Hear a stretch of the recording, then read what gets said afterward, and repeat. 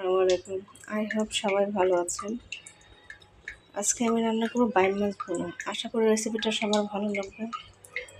তাহলে চলুন কথা না বলে রেসিপিটা শুরু করা যায়। এখন আমি বাইম মাছটা হালকা ভেজে নিব আর কি। এখন আমি তেলটা হালকা গরম করে মাছগুলো দিয়ে দেব। মাছগুলো আমি হালকা ভেজে নেব, যাতে বাইম মাছ পুজো খাতে একটু অন্যরকম একটা স্মেল আছে। ভাজি নিলে স্মেলটা চলে আসে।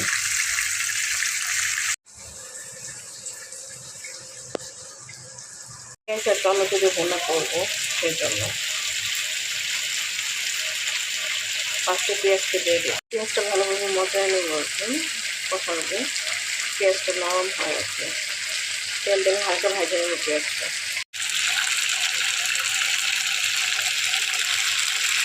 মাছটা আমি ভাজে নিচ্ছি, স্মেলটা না আসে। ফ্রিজে রাখতে মাছটা মানে টেস্টই করে না, অন্যরকম একটা স্মেল আসে। ভাজে নিলে স্মেলটা আসবে না।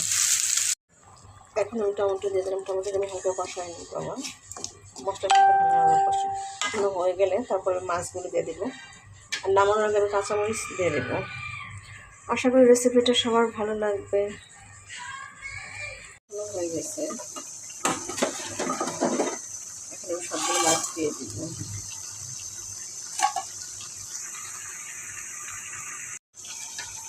এগুলো ভালোভাবে নাড়াচাড়া দিয়ে মশলা ভিতরে মশলা করে আমি কতক্ষণ কষাই নেব, তারপরে আমি ঝোল দেবো।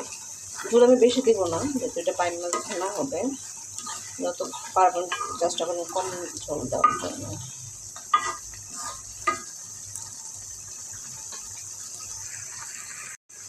দেখেন কালারটা খুব সুন্দর আসছে।